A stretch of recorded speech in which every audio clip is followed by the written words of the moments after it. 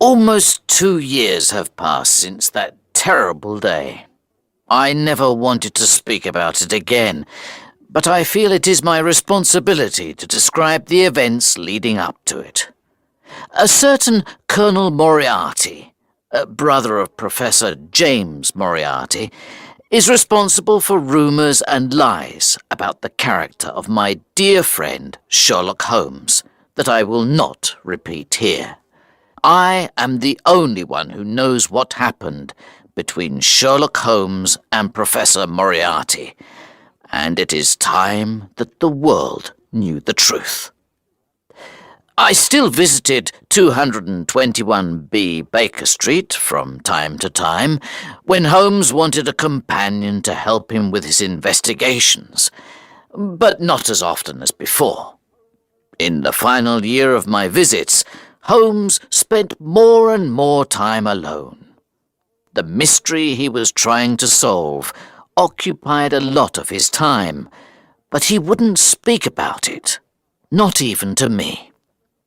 One day, in early spring, I received a letter from France. Dear Watson, I am working in France for the French government on an important matter that will take me many months to solve. The weather is good, but the food is not so good. I hope all is well with the surgery. I will write again soon. Sherlock Holmes. From the letter, it seemed clear that I would not see him for some time, so you can imagine my surprise when only a month later he appeared at the window of my surgery. He looked pale and very worried. He entered at a door around the side. I know what you're thinking, he said before I could speak. I look terrible. I watched as Holmes went around the room making sure all the windows were locked. He closed the blinds. Holmes, what's the matter? I asked. Air guns, he replied. Air guns? I think you know me by now, he continued. I am not a nervous man, but there's a difference between stupidity and courage. And when someone is trying to kill me, I don't want them to have a clear shot through your windows. Do you have anything to drink? I gave him a glass of water. He checked the windows again. I'm sorry for coming here so late. I won't stay long. I think it's best if I leave over the wall at the back, he said. Holmes, please explain what all this is about. He said nothing. I looked at his hand. It was bleeding. I offered him something to clean it with. Holmes, this isn't a little fight. Look at your hand. Are you alone here in the surgery? He asked. Yes, I am now. There is another doctor who helps me during the week. Maybe he can help while you're away. I want you to come with me on a trip to Europe. I'm not sure of the exact location. We can decide when we get there. Holmes's behaviour was very strange. He never went on holiday. He certainly didn't go on trips for no reason. He saw the worried look in my eyes. There's only one person I can trust with this information, Watson, and that's you. For the first time in my life, he said, I have finally met my equal. His name is known to every criminal in London, but ask anyone in the street, and they'll say they've never heard of him. Professor Moriarty. The man is a genius. He's a criminal mastermind. Moriarty? A mastermind? You see? He laughed. No one knows the real Moriarty, but I do. The man is responsible for half the crimes in London. I could continue working for the French government. It's a nice life. It's well paid. But I cannot rest until Moriarty is in prison. Half the crimes in London? I repeated. But if you really believe this, why haven't you asked Scotland Yard to arrest him? Do you have the evidence? Crimes happen all the time. The criminal is caught. Sometimes they go to prison, then someone pays money and they go free. Sometimes they are never found. The important thing is that the man who controls everything is never caught. No one must ever suspect him. But what does he do? Everything and nothing. He is a well-educated university professor and one of the greatest mathematicians in Europe. At the age of 21, he wrote a thesis that was read all over the world. He was offered a job at a university.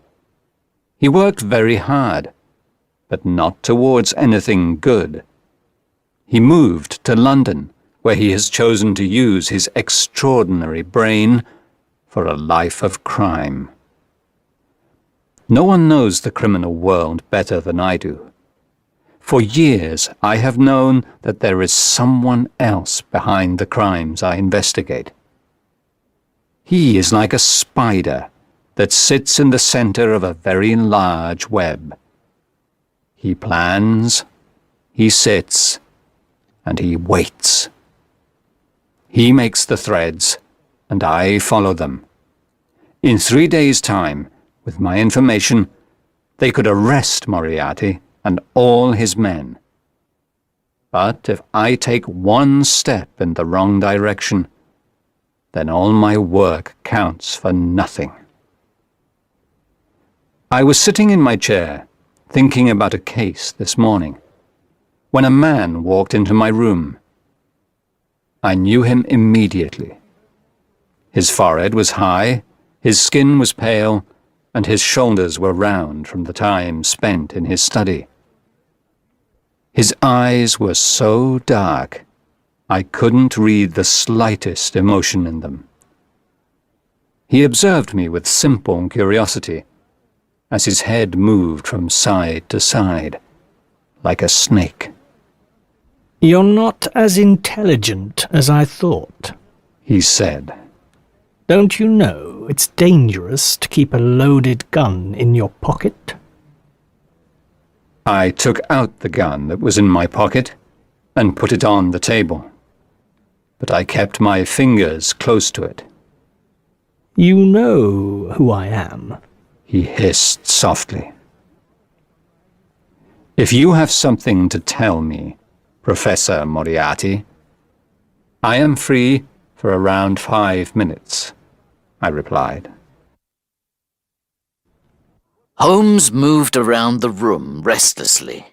"And what happened next?" I asked. Moriarty asked me if I would continue with my investigations.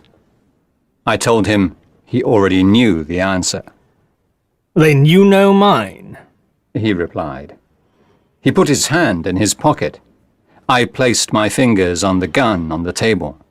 But instead of a gun, he took out a notebook and read aloud. "On the 4th of January, you passed me in the street.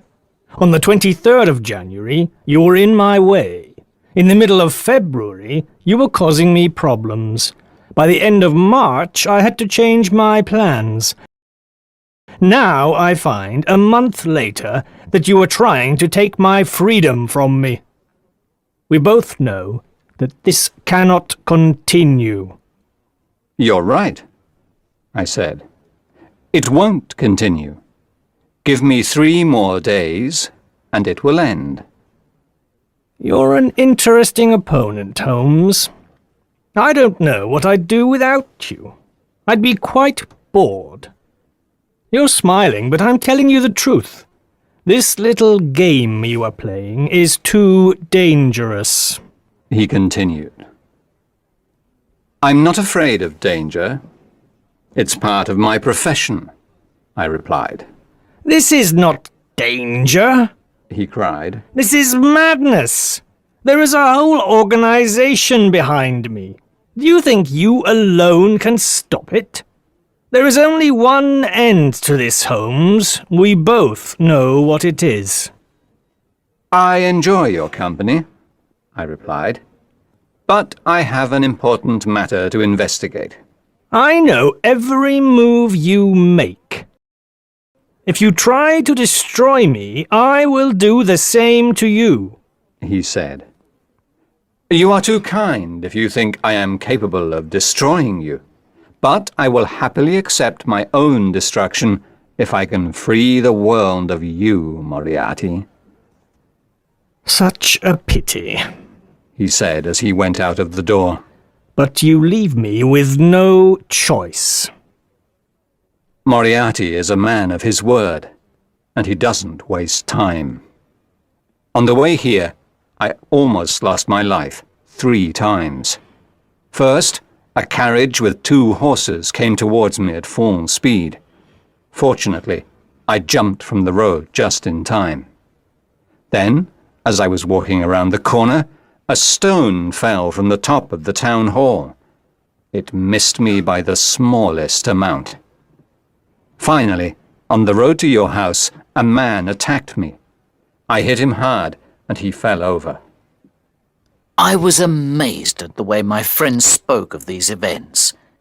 He was lucky to be alive, and yet he told his story so calmly. You can understand now, Watson, why I shouldn't leave by the front door, he continued. Holmes, you can't go home. You must stay here. Holmes would not listen. He left, as planned, over the back wall, but only after we had made arrangements for the next day. I'll see you tomorrow morning, he said. Take this note. Follow these instructions carefully. Do exactly what it says. Destroy it afterwards.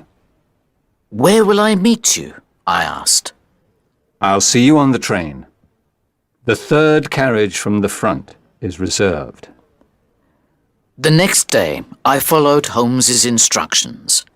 I did not take the first cab that arrived outside my door, or the second.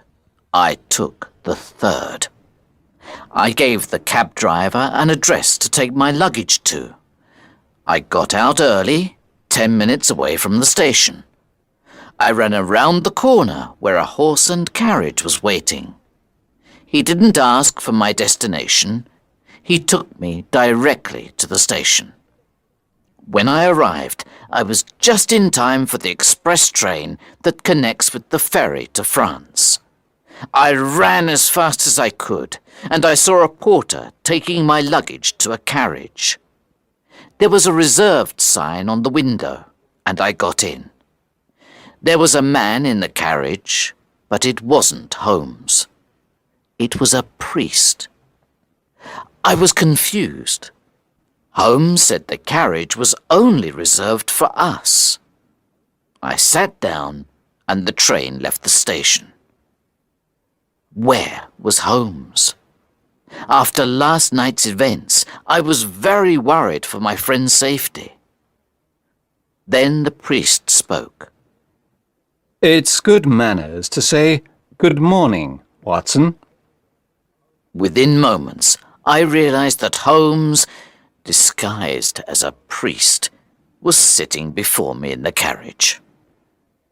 We must be careful. There's Moriarty now, he added. I looked out of the window and saw a man running towards the train, shouting angrily at the guard. I could see his large forehead and small dark eyes in the distance. Holmes smiled, sat down, and took out a newspaper. Holmes, this can't continue. Tell the police they have to arrest Moriarty. They can hold him until you have all the evidence they need. No, replied Holmes. there are too many fish in this net, and I intend to catch them all. Now, we must plan what to do next. Moriarty will soon catch the train. How? I asked. This is the express train. There aren't any faster trains. Think, Watson. Sighed Holmes. Moriarty is as intelligent as I am. Imagine I'm Moriarty. What would I do? You could hire a private train. Precisely. 55 minutes later, the train stopped at a station. Quick, Said Holmes. we're getting off here.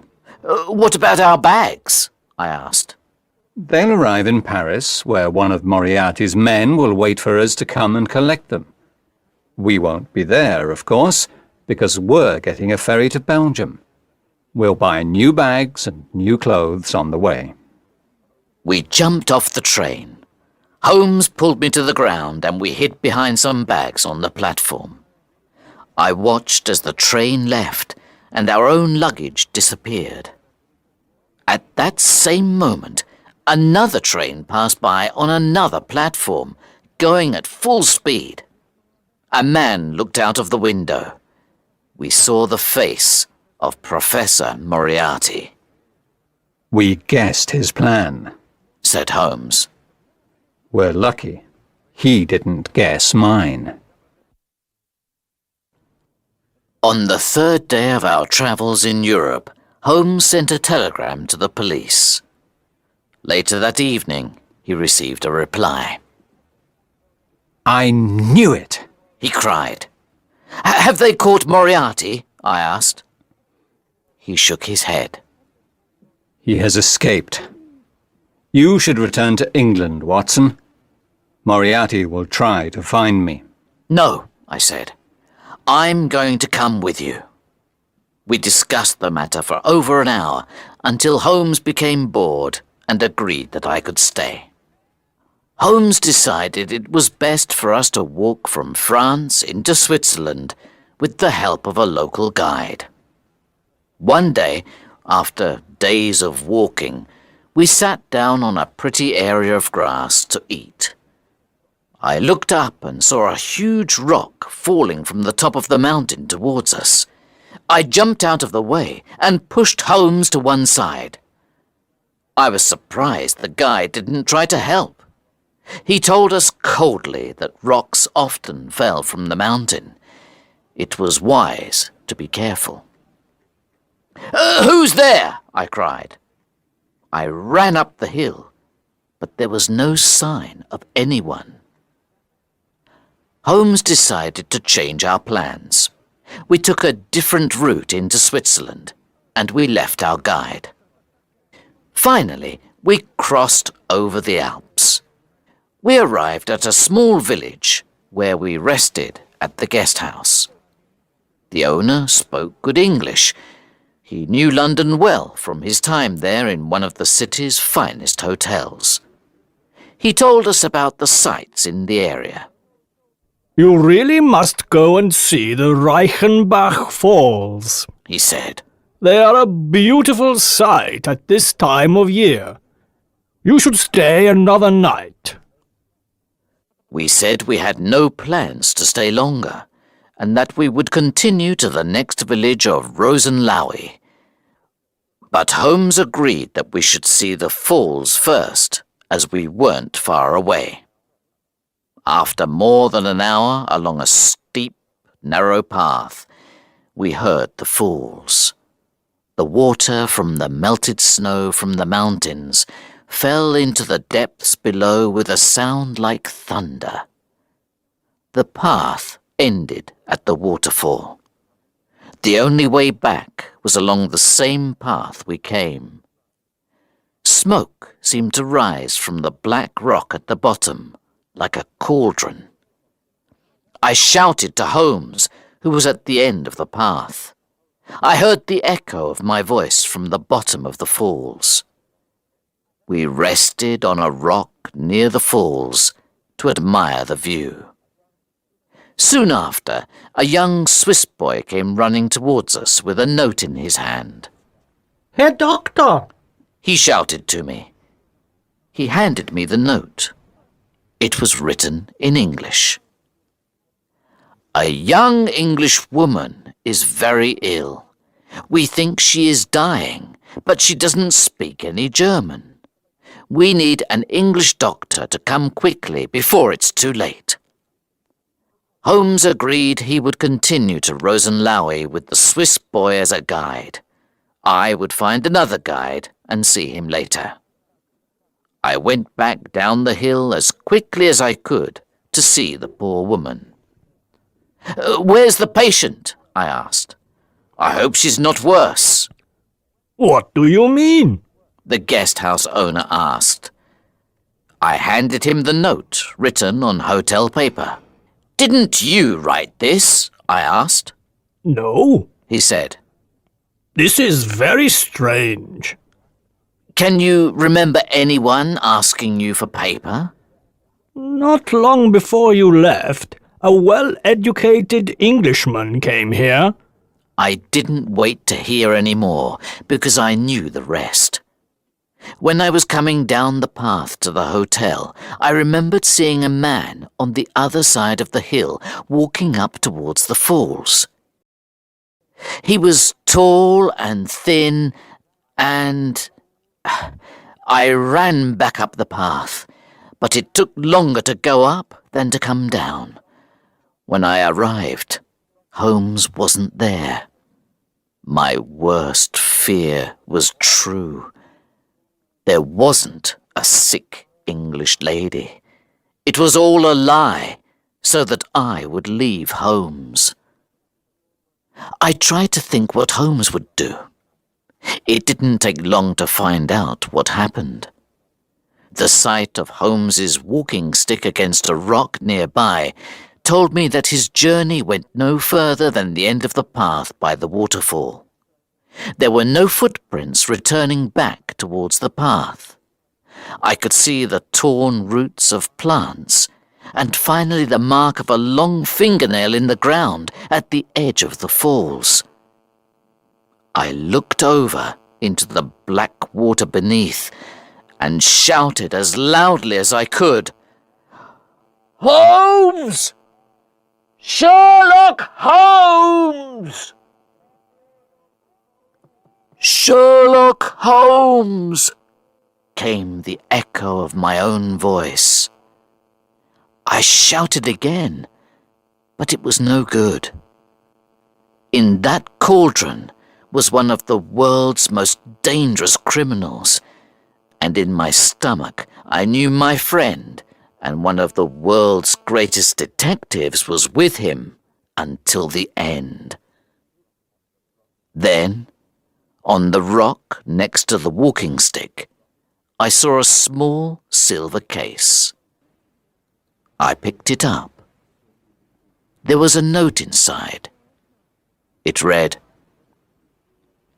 I am grateful to Professor Moriarty for giving me this opportunity to write to you. Now I will finally defeat one of the world's greatest criminals. Tell everyone the news. The police have all the information they need. I have left a file with my brother, Mycroft. I am sorry, Watson, because I know this will be particularly difficult for you, my dear friend. But my disappearance from this world is the price I must pay. Yours truly, Sherlock Holmes. Then I understood the guide was paid by Moriarty, and Holmes was left alone for the final battle with Moriarty, which ended, so the local police say, with both men falling to their deaths in the falls. The information Holmes left with the police was enough to send most of Moriarty's men to jail, but little was ever said of their leader, which is why I feel it is my duty to speak of it now. I cannot replace the emptiness that has been left in my life. But maybe Holmes was right. His disappearance was the price only a brilliant detective could pay. Sherlock Holmes was, and always will be, the best and wisest man that I have ever known.